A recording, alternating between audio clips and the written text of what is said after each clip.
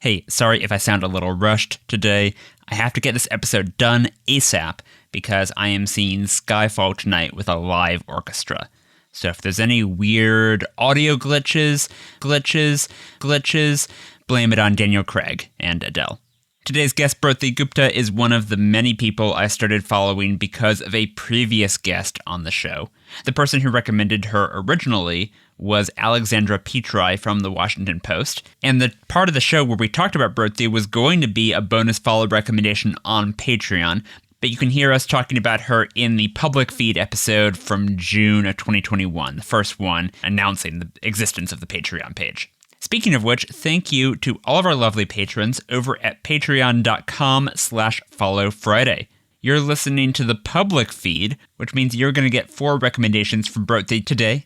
But to hear all 5 of the people we talked about, head on over to Patreon and pledge any amount starting at just $1 a month. Thank you to our patrons, and thanks as well to this week's sponsor. Today's show is brought to you by Kelsis, which pairs startups with expertly assembled software development teams. They work with funded startups across multiple industries to help them get to market fast. Learn more and get in touch at kelsus.com. Today is a good day to meet some new friends. Everyone make a way. The show is a buffet of folks you should know. So let's have a soiree. Well, that's enough for play. So now right away, with no further delay, it's Follow Friday. It's Follow Friday. It's Follow Friday. It's Follow Friday. I'm Eric Johnson. Welcome to Follow Friday, the podcast about who you should follow online. Every week, I talk to creative people about who they follow and why. This is a guided tour to the best people on the internet, led by your favorite writers, podcasters, comedians, and more. If this is your first episode of the show, take a moment now and please follow or subscribe in your podcast app. Today on the show is Broti Gupta, a comedian and writer at The Simpsons. Her work has also appeared in places like The New Yorker, McSweeney's, and she's the co-host of the podcast Lecture Hall, which you can find at patreon.com/lecturehall. You can find Broti on Twitter at Broti Gupta, which is spelled BrotiGupta. Broti, welcome to Follow Friday. Thank you for having me. So glad to have you here. So nice to meet you. You were recommended by a previous guest on the show, Alexandra Petri. And before we get into your follow recommendations, I want to ask you about something in your Twitter bio. You describe yourself as a citrus influencer. What does that mean? So, I had a fantastic professional opportunity recently, which was that I tweeted something stupid about a fruit that I love, the Sumo orange. And then the very kind people at Sumo Citrus emailed me and they were like, "We liked your tweet. Can we send you boxes of oranges?" Oh my gosh. And then I was like, this is the best day of my life. Yes. And then they sent me a bunch of oranges. My professional goals have ultimately been to do whatever it is that could lead me to what Jamie Lee Curtis does with Activia. I think her work with Activia is fantastic. Should she ever want an apprentice, should she ever, want an heir to the throne, I would love to talk to her about Activia's probiotic elements and everything. But this seemed like a really great step towards that goal. You've got a taste of the influencer lifestyle now, yeah. Yes, and guess what? It's not too tart and it's not too sweet. It's the Sumo orange. Oh my God, you've gone over to the dark side. And what I tweeted was so stupid. It was so generous of them to not only enjoy it, but even just look at my Twitter in the first place. Right. It was something like the Sumo orange and the tangerine are like the Gilmore Girls of citrus. That doesn't mean anything. It's just that one is bigger than the other. Kind of like how in the Gilmore Girls, one is older than the other. It doesn't mean anything. It's so stupid, but they were so kind and they were like, "You're very sick and you need this." No, they were like, "We enjoyed your tweet." And I will say, because oranges are quite perishable, and I had boxes of them, and I gave many away. I have been pretty exclusively eating oranges for the past few days, so I might take a break from oranges for a little bit. But they're delicious. You gotta figure out what else to tweet about. I know. Like, until I'm just figuring out how to get all of my groceries for free. Exactly. That's the hustle. Yeah, I could tweet like ground turkey and ground chicken, or like the Gilmore Girls of ground poultry. Give me meatball ingredients. Well, moving from something orange to something yellow, you write for The Simpsons. I do. A television institution that literally started before the World Wide Web existed. I had a question about this because on this podcast, we talk a lot about how the internet reflects what we're into. It also pushes us in new directions. So I'm wondering, as like a pretty online person yourself, you're in the writer's room, the virtual writer's room for The Simpsons. Are you all bringing internet stuff in with you, or are you keeping some distance because it's like a big network show that has to appeal to a lot of people? I would say we take more like cultural phenomenons than specific events. Yeah. Because the turnaround time is so long. Like, our animation time is actually quite long from like the writing of an episode to the airing of that episode. It's like nearly a year. Right. So let's just say the Bean Dad episode is not gonna Yeah, I think that something I love about being on the show, and some hot Hollywood gossip, is that I'm having an amazing time, and everyone that's working on it is incredible and kind and hilarious. Everyone's very curious to know about these sort of like Twitter phenomenons, like the Twitter main character and things like that have shaped how we view the world. Right. Basically, as like through the lens of like a very accessible medium. Yeah. And I guess there's some things that are just memes that are pure ephemera. Like Being Dead, everyone's mad at some dude for 4 days. And there's other stuff where the internet creates an aesthetic, like cottagecore or something like that, where maybe you could see like Lisa gets into cottagecore. There's maybe something there where that's like it's created a new trend that has endured. Exactly. It's exactly that. So it's like it wouldn't reference Bean Dad, but we might, we might have an episode of our own Bean Dad. Yeah, exactly. All right, well, let's leave the world of network TV and go back to the internet, find out who specifically Broti Gupta follows. You can follow along with us today. Every person she recommends will be linked in the show notes and in the transcript at followfridaypodcast.com. It's Follow Friday. Broti, before the show, I gave you a list of categories, and I asked you to tell me 4 people you follow who fit in those categories. Your first pick is in the category Someone You've Followed Forever, and you said Dylan Galula, an actor who's been in shows like Chasing Life, Shameless, and Unbreakable Kimmy Schmidt. She's on Twitter and Instagram at Dylan Galula, which is spelled DYLANGELULA. And she's also the co-host of your podcast, Lecture Hall. So how did you and Dylan first meet? Were you online friends first, real-life friends? Yeah, we were online friends first, and pretty quickly we realized that we have, like, both of our brains are bad in the same way. And so how's that? Just they don't work. We're very stupid. Apart and together. Yeah. And where most friendships, especially like the very fruitful female friendships in my life, where we kind of like make each other better, Dylan and I remain so stagnated. It was a really beautiful match to find.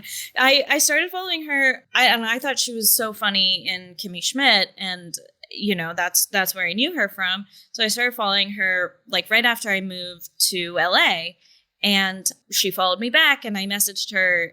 I said something like, I guess we're the same age. Should we hang out? So it kind of happened like a play date. Yeah. And then very quickly we realized that we're horribly ill in the same way. Well, for people who haven't listened to your podcast together, Lecture Hall, talk about that show and what sort of things you and Dylan talk about on the show. Yeah, so Lecture Hall is a podcast that we've made impossible to find. It's on Patreon and nowhere else. We do not have mics, and we do not edit. Basically, the idea of it is that we both kind of come in prepared to teach the other about something completely new. And there's no category, there's no through line. So she could teach me about like Y2K, and I'll teach her about what a skateboard is or something like that, you know? Like it'll just be completely different. I will say that it has come to light. We've now been doing the podcast for long enough that we've seen certain patterns emerge with what we want to talk about. And we are almost entirely a monkey fan podcast now. We think that monkeys are fascinating, and we are often talking about monkeys that can communicate. So like Koko the gorilla or... Oh, Koko has been... Yeah, Koko is a staple of conversation. Yeah. That's another thing that we, early on in our friendship, would just sit next to each other in complete silence and watch videos of Koko the gorilla. So that's the part in the Mr. Rogers documentary that completely broke me, was Koko meeting her idol, Mr. Rogers. It was like, okay, yeah. this is manipulative. Stop it. I know. Really, really beautiful stuff. Yeah, Koko's amazing. And I recently learned about Kanzi, who is another monkey who has been taught to speak. Really? And Kanzi, because it's mainly through sign language. Right. Kanzi could, I think he's still alive, can sign like marshmallow and fire, which leads me to believe that Kanzi wants to make s'mores. Yeah, obviously. Get Kanzi some s'mores. He's figured it out. He's figured out that we've created the perfect dessert, and it's s'mores. Get it for him. Absolutely. That's basically the idea of the podcast, is that we teach each other something. And right now, as of now, it is almost entirely a fan podcast for monkeys. I approve. So if you're a monkey listening to this, we would love to have you on. So what's something that Dylan does, either as a podcast co-host or an actor or anything else, that really, impresses you? That it's like, yeah, I'm really glad that I reached out and made friends with this person. Well, and I never want her to hear this. Okay. Dylan, stop listening. Dylan, go to sleep. She's super, super smart. And she's a fantastic actor. She's been in a lot of like indie movies, and she's just been like incredible in those. I think that she's just like very precise in her joke writing, in a way that like she just has this very good way of building up to a punchline that I think is like so perfect for Twitter, and maybe goes underappreciated. And for sure goes out loud underappreciated by me, because I'm not trying to uplift her. I need to. We're trying to keep each other down. Keep them humble. But she's like a person who, she probably reads like 5 or 6 dense books a month. Whoa. Yeah, and they're all about like art and like poetry. She's like an Anne Carson fan. But then she like tweets what she tweets, You would never know. You would never know that she's a well-read person. Yeah, she's a very well-read person. She's a very intelligent person, and she has very precise joke writing capabilities. And then on top of that, she's an incredible actor. Yeah. Well, she's an actor. You're a writer. If you were writing a movie for Dylan to star in, and it was guaranteed greenlit by any studio you called, what would the movie be? Did you have a thought? Yeah, the movie would be called Somersault Susan, and every single scene she would have to do 6 somersaults. Somersault Susan. She would be playing the titular Somersault Susan. And I would write a script in which she had to just kind of roll around for an hour and a half. Not too long. Yeah. Well, that was Dylan Galula, who is on Twitter and Instagram at Dylan Galula. It's Final Friday. Broti, let's move on to your next follow. I asked you for someone who's an expert in a very specific niche you love, and you said the Cincinnati Zoo, which is on Twitter and Instagram at Cincinnati Zoo.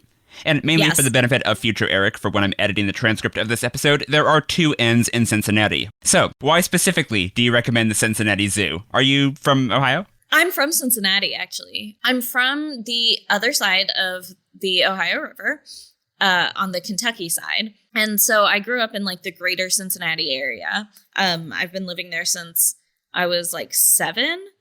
And something happened in 2016 that launched the Cincinnati Zoo into the global eye. Yeah. Which was an unfortunate incident with Harambe, the gorilla. This 4-year-old boy, they understand, fell 10 to 12 feet down into the moat in the gorilla enclosure. There were 2 female gorillas. They were far away. But this 400-pound male gorilla named Harambe came to the scene. You can see him clearly holding the boy between his legs and was sort of jostling him a little bit. It was described as a life-threatening situation for the boy. So within 10 minutes, the zoo officials had to respond, and they deployed a special team that shot and killed the gorilla. I forgot this was the Cincinnati Zoo, yeah. Yes. But that's my theory, is that since they have been thrust into the spotlight, they have hired perhaps the greatest social media team of all time, because this social media team understands that what we want to see on our timelines is entirely a celebration of Fiona the hippo. Yes. Oh, okay. So Fiona the hippo. Explain. This is one of the maybe the most famous animals on social media, I think. Okay. So Fiona, she is your classic hippo. She rules. She used to be a baby, and now she's an adult. Who among us? Yeah. And she just is. I don't know how to describe her. She is magic. She was a preemie. She is the smallest hippo, I think, to ever survive in captivity, maybe. Because, I don't know, we don't have, like, hippo history that we know about. Right. They didn't tell us any of it. Right. But she's sort of celebrated like a human baby is. She was, like, the first hippo to be in an ultrasound, maybe. I think she was, like...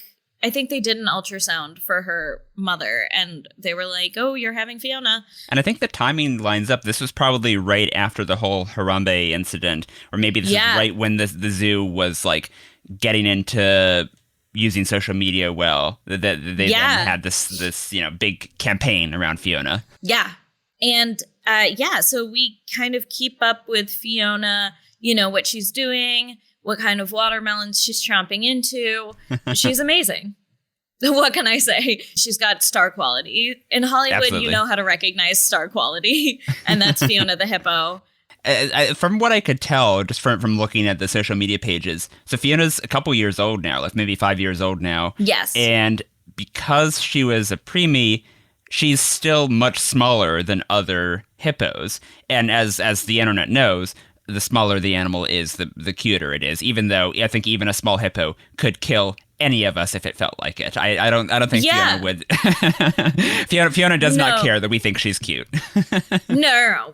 That's the thing, is that it's not reciprocated at all. The love that we have for Fiona is not reciprocated. And I mean, what better tactic than playing hard to get? Exactly. She did just turn 5. You are correct. She is 5 years old. Dylan and I did try to make it to her birthday party. Unfortunately, we could not. I forget what exactly happened that meant that we couldn't end up going. But anyway, the point is, Fiona's amazing. The Cincinnati Zoo is doing the correct thing. They recognize when their animals have, the X factor, and they bring the spotlight right to them. Now, so are you specifically a Fiona stan, or are you a fan of any of the other, like, the Cincinnati Zoo animals? Do you specifically follow them for any other updates? It's mainly Fiona. Yeah. As of now. I mean, they know that she's the star. Like, I think in their bios, I think it says Team Fiona. Yeah. Yeah. And Fiona has to fight the other animals. in a metaphorical social media sense, not the other sense. Yeah. Yeah, no. There's no zoo fight club, but Fiona does have to get into a beef. Right. No zoo fight club that we know of. If you donate a lot of money to the Cincinnati Zoo, wink, wink, nudge, nudge. But what do you think is the most underrated animal?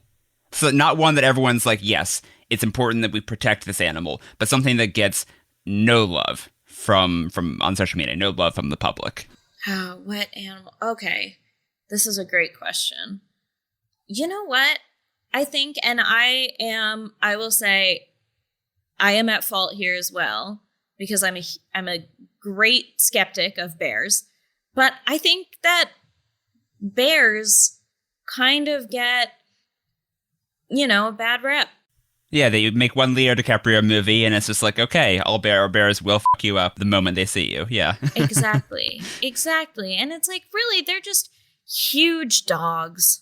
Mm-hmm. They're just huge dogs. Do I think they're probably not real? Sure. But you live in California now. I mean, like, I think there's bears all over the place out here. Yeah, but, living in California, there are also actors everywhere. That's true. Who says they're not putting on a bear costume? They're too big. This is what I mean. I'm a huge bear skeptic. I think bears are too big. They're not real. They're just a person dressed up as a bear. But I do think that they can be quite cute. I think that they can be quite cute, like a dog is quite cute. Has anyone ever seen a bear and James Corden in the room at the same time? I'm just saying. I'm just asking questions here. Exactly.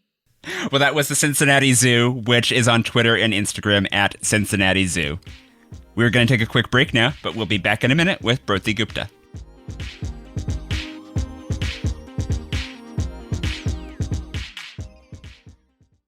Today's show is brought to you by Kelsus, a fully invested technical partner for your business. Kelsus works with funded startups across a variety of industries, providing them with an expert team of software developers to help them get to market fast. They have experience working with dozens of companies, helping them build products that can compete, thrive, and exit. Visit kelsus.com, that's KELSUS.com to learn more, and give them a call to meet your new technical co-founder. That's kelsus.com. It's Final Friday. Welcome back to Follow Friday. Broti, I asked you to tell me about someone who makes you laugh, and you said Helena, who is on Twitter at FreshHell and on Instagram at BugSizeChihuahua. I think this may be the first person we've had recommended on the show who prominently advertises the fact they have an 18-plus OnlyFans page. So maybe the right place to start is, did you start by following her on OnlyFans, or did you start somewhere else? I started following her on Twitter, and then she followed me, and then we sort of became Twitter friends, and I think she's a genius. I think she's so funny. I think she's so smart and like a genuinely lovely person. And I think she's like kind of brilliant about the human condition, if that makes sense. Yeah, so explain the sort of stuff that she's posting that makes you laugh. Like, it's just the jokes that she's posting? I mean, she and I think, have a lot of overlap. It's really all with animals. Animals are really big. Yeah. But she, tweeted like a week ago, animals in the zoo should get a prom. That's true. Yeah. As soon as you say that, it's like, yeah, of course they should. Yeah. They absolutely should. She's the person who tweeted I'm paraphrasing it, but it was something like, OMG, all you had to eat today was an iced coffee. Should we throw a party? Should we call everyone we know? Should we call Bella Hadid? Like, just really captures the small things that people will say to telegraph something else, to like telegraph some kind of like very niche or like specific glamour in like a kind of disingenuous way. She will like cut to the core of. Yeah. When you're following folks like her, like funny people on Twitter or wherever, do you like see them posting something and do you have kind of a bit of envy of just like, oh, I wish I had thought of that joke or of that, that premise, or is it just kind of like, no, you're just happy to see someone out there just telling good jokes? It's a little bit of both, where I am like with someone like Helena and with someone like Dylan and someone like the Cincinnati Zoo. Yeah. I am often like, man, I wish I had thought of that. Or it's like, or I see something and I'm like, oh, I've thought this thing and haven't been able to word it like this. Right. But I think ultimately it's nice to be able to enjoy someone else's, because then I'm just sitting back and having a nice time. Then that's just entertaining me. It's so much easier to be an audience than not. I also want to call out the fact that Helena has a perfect little cat named Printer. Yes. Who has on her Instagram, she has like one of those like story collections where you can just see only the Printer pictures. And I really have to applaud someone committing to a name for a pet that's not just like, Fluffy or Whiskers or whatever. I'm really supportive of anyone who wants to name their pet something like Printer, because I think it's a great name. Exactly. There's like a really dumb old joke where it's like, what do you call a cat? Anything. It won't come when you call it, But that's perfect. Yeah. There's one tweet of hers that I think is why I started following her. The general idea of it is like the insistence that you have to like do something great when you're young makes people make a lot of embarrassing decisions in their 20s. Also, I think that guacamole and hummus are boyfriend girlfriend. Just like all in one. I was like, yeah, that's every part of this is true. This is something that also comes up a lot on the show, is where someone will come up with a joke or a comparison or just an idea, and it's funny or it's impressive or it's whatever, and it just makes you wonder, like, how did they get there? I know this is probably a question you get sick of, right? People asking you, like, oh, where do you get your jokes? Where do you get your ideas? But it really is legitimate, like what chemicals in the brain led to that joke. I don't know, but it's fascinating to me. Yeah, I mean, I think a lot of it is that I guess I sort of go into a fugue state and then write whatever I want on Twitter, and then a day later I'll look at it again. Does that answer your question? Fugue state? Yeah, that sounds right. Do you now, when you go back and look at it, do you then delete old jokes to clean out stuff that you weren't as happy with, or you leave warts and all, leave it all up there? I leave it all up there. Yeah. I leave it all up there because I'm like, I can't wait. I think it would be funny if my Twitter were somehow, just because I'm a person who could not exist in any other world besides the one we have now. Like, I could not exist in a world without modern medicine. Like, my instinct for survival is so low. Like, for example, one time I just saw like a tiny flame and my body relaxed in that sort of like euphoric feeling that you get right before death. Like, that's how quickly my body gave up. That's how quickly, like, I saw the tiniest just flame that I then blew out, by the way. Mm-hmm. That's how tiny this was. And my body was like, well, we're done. Yep, that's it. Pack it up. Yeah. And I also, am in an imaginary industry in Hollywood. It's just completely like Hollywood is an industry created because humans aren't getting hunted. Anyway, all that being said, I think it would be funny if like somehow my Twitter were the equivalent of like a fossil that was going to thousands of years in the future, like clue someone into what life was like. Because then they would be like, oh my God, everybody was like had a lot of digestive issues. This is the one surviving Twitter account for future historians to study. They will work backwards from your tweets. Yeah, they'll be like, oh, I get why their world ended is because clearly their brains didn't have oxygen and their digestive systems didn't do well. Before we move on to the next follow, is there anything else about Helena that we should call out? Anything else that makes her a great follow? I mean, I think everything she posts is so smart and funny. And I am her number one fan, and I constantly tell her this. And so we've sort of become friends online, and she's also just like a lovely person. Yeah. Well, that was Helena, who is on Twitter @FreshHell and on Instagram @BugSizeChihuahua. It's Final Friday. We have time for one more follow today. I asked you for someone who makes you think, and you said Sarah Hagi, who is on Twitter @KindaHagi, and her last name is spelled Hagi. Sarah is a writer at Gawker, whose work has also appeared in places like Vice, the New York Times, and the Globe and Mail.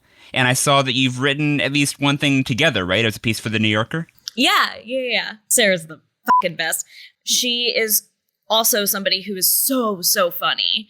She is so funny, and she's also so smart and kind. And I told her the other day that if I don't know how to feel about something going on in the world, I just ask her how she feels. And then I'm like, great, that's my opinion now. She is a very like smart, incredibly funny writer. And she just is, she's also like a very, because she does so many like essays and things like that. And she's kind of on the more like journalistic side. Her writing is incredibly like empathetic. and it's very funny. And it also like, she just like always has something to say, and it's something important. It's never like just a voice speaking for the sake of speaking. Right. On the first part, it's good to have a friend who, you know, you can turn to like ask, like, you know, how should I feel about this? But on the second part, it's also good to have someone who's not purely a reactive, like she's not. It's not like she's like issuing hot takes on everything. She thinks before she writes about something. She's considerate about you know the possible angles of something or what's actually worth being angry about or something like that. Absolutely. She's just like correct. Yeah. All the time. So what are some of the specific things that she's helped you understand that she's helped you understand how you should feel about it? Is there anything in particular that comes to mind where it's like, oh, well, I'm really glad I had Sarah in my corner because of this? I mean, she is like very, she's like very knowledgeable and literate, I feel like, about just global issues in general. And I think that she was a person who, like, last year had great recommendations for me when I wanted to learn about Palestine, and because it was something that I had known the basics of and then wanted to learn the history of. And she was like somebody who was very quick to have all of these amazing recommendations to read. And she's just so smart and also incredibly funny. I was looking at her past ratings, and I really liked this essay she wrote for Vice called "The Games That Let Me Have an Imaginary Social Life." It was written early in COVID lockdown, and it's all about how, you know, she's a writer who works from home, so there's some inherent loneliness already in that, but then it was obviously very relatable to a ton of people. And she's talking about how just conversing with virtual characters in video games, it gave her some of that social feeling, which has never really worked for me, but I'm fascinated by that, by the fact that there are many people like Sarah who have that, you know, who get something out of that by talking to NPCs in video games. Yeah, she really does. I mean, I'm in the same boat. That's never been a world that I've known how to navigate or even start with. Yeah. But she's like talking to her about that is also super interesting. And she's also like she like knows exactly where the cringiest tweets are, which I love to read. I love to see the cringy shit that people post. And she's like a deep well for that for me. So at the risk of summoning some memory of something really, really awful, when you say a cringy tweet, like what's an example that comes to mind? Like what's the sort of thing that Sarah has surfaced that has been really entertaining? Well, I don't know if you know this, but there is a large ground war in Europe right now. And a lot of people in Hollywood, we've all made it our mission to talk. And so, you know, she like almost immediately sent me the like spoken word poem about. Oh, I saw this. Dear President Vladimir Putin, I'm so sorry that I was not your mother. If I was your mother, you would have been so loved, held in the arms of joyous light. Never would the stories plight the world unfurled before our eyes, a pure demise of nations sitting peaceful under a night sky. If I was your mother, the world would have been warm. And obviously, you know, that went so viral, but she was definitely on the ground floor of that, I think. I guess there's some element of that where I'm often torn about this, where it's like, I feel like what we should be doing is uplifting the good stuff and the underrepresented people and just anyone who's creating something interesting and unique. But on the other hand, there's nothing like a good pile-on like there was with that poem. I mean, my God. Here's the thing, is that every other day it wraps back around to just being pure art for me. I'm like, maybe that's art that's gone over everyone's heads. Yeah. Maybe that's like the highest level of art, is art that makes you feel awful and nothing else. Great art is never appreciated in its time. We all know this. Yeah. Exactly. And what if they never get appreciated? Is that kind of artistic? Does that make it more authentic, more deserving? Yeah. Yeah. All right, well, that was Sarah Hagi, who is on Twitter at KindaHagi.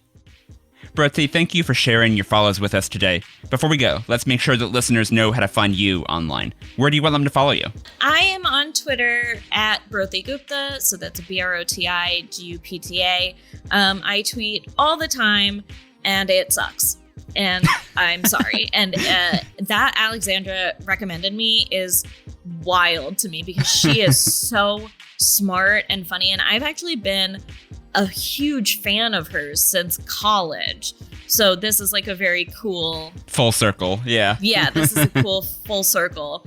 And she is very kind to have recommended me. She is wrong to have recommended, but it doesn't mean she isn't kind. You're very humble, but it's after she recommended you, I started following you, and I have not regretted it for a minute. So really, yeah. I don't know. Give it a little bit. Okay. Well, follow me on Twitter at HeyHeyESJ, and don't forget to follow or subscribe to Follow Friday in your podcast app. If you like this episode, then check out the past Follow Friday interviews with Alexandra Petri, Alistair Beckett-King, and Alexis Gay. Follow Friday's theme music was written by me and performed by Yona Marie. Our show art was illustrated by Dodi Hermawan. Special thanks to our Big Fry Patreon backers, John and Justin. Visit patreon.com/followfriday for an extended length version of this interview, featuring a bonus follow recommendation from Broti. That's all for this week. This is Eric Johnson reminding you to talk about people behind their backs. And when you do, say something nice. I'll see you next Friday.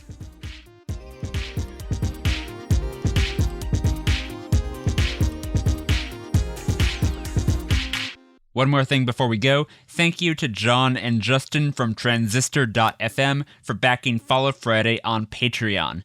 Transistor is an independent podcast hosting company with a simple, modern interface for uploading audio, distributing your podcast, and viewing analytics. You can also make as many podcasts on Transistor as you want for no extra cost, and you can invite additional users to access the show settings, upload episodes, view analytics, and more. Check them out at transistor.fm.